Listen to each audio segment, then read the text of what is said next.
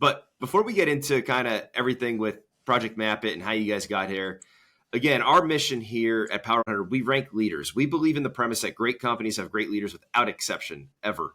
And so kind of the point of this is to learn more about where you are, where you came from, where you are, and where you're going.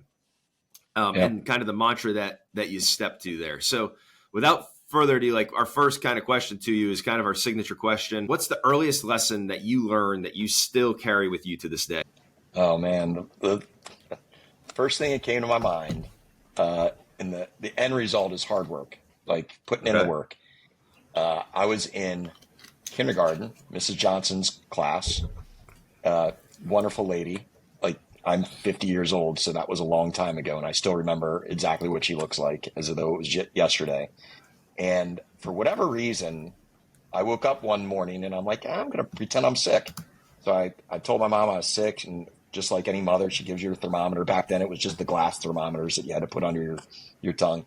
And I put it up against the light near my bedside table to make it a little hotter. You were meant for it.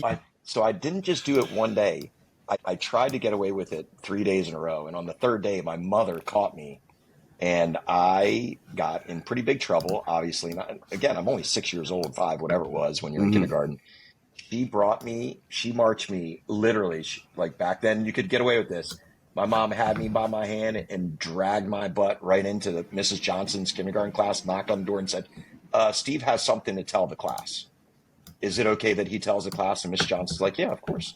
So I had to get in front of, the other 20, whatever it was, kindergartners and say, I've been playing sick the last 3 days, and I'm really sorry. It's never going to happen again. That was kindergarten, okay? So guess how many days I missed of school for the rest of my high school, all the way up through high school?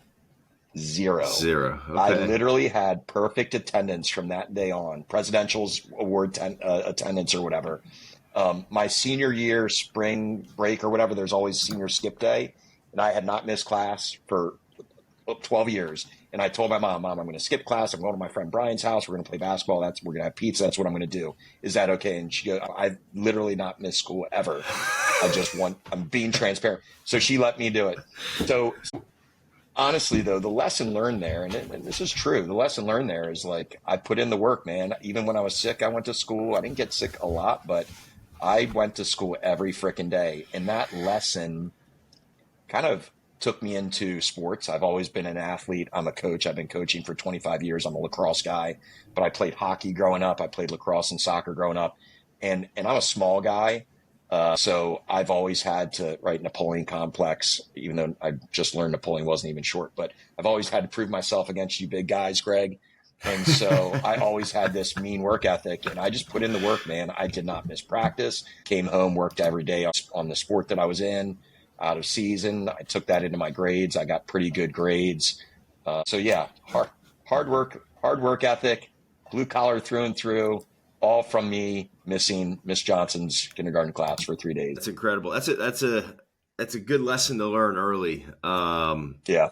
And then as you progress and you see success, in school like you did when you're there, all of a sudden that hard work starts to make sense. If you're in, yeah, man. The underlining theme there is if you're going to do something, do it, right? And so that's. Oh, I went all in. After that, dude. I did not miss school ever. and so you're carrying that into your career and what you're doing with Project Map It and taking it to the moon. Is there any other what's the biggest influence or mentors maybe that you've had throughout your career? Has anybody helped you, or has it just kind of been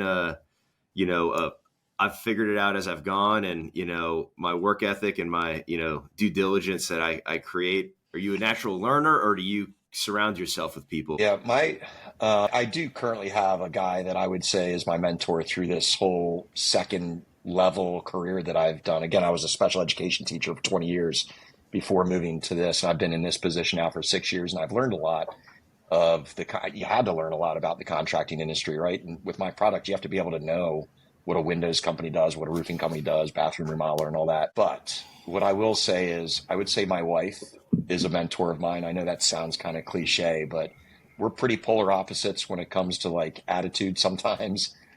She is the one that runs the house. I'm more of the like dopey dope guy. But we're lifelong learners.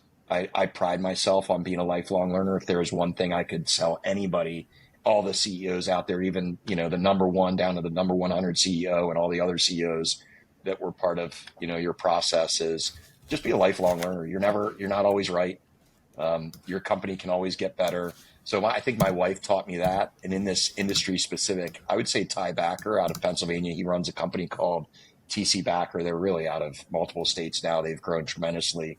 He's literally like, he's my brother. I mean, he's taught me so much, and the TC Backer family has taught me so much, and I've just learned a lot from them. I've learned a lot about being a leader with Ty. We talk weekly, if not daily. So things like making people comfortable in uncomfortable situations. I take that lesson with my new employees. Like, you got to be uncomfortable sometimes when you're doing a demo. Like, I know you don't think you're ready to provide a demo to a new customer, but you're going to do it. And it's uncomfortable, but that's how they get better. So little things like that, I'd say Ty has been a big factor in my growth. That's cool. Yeah. It's so important to have those people that have kind of come before us and learned a little bit. And, you know, for me, it was once I checked my ego and I decided to become a learner and actually take advantage of my time. That was probably about 30 years old, by the way. You know, my life changed dramatically, dramatically. So yeah, that's a powerful lesson. But, you know, there are very few great teachers, right? There's only great students. You have to be ready for it. Yeah.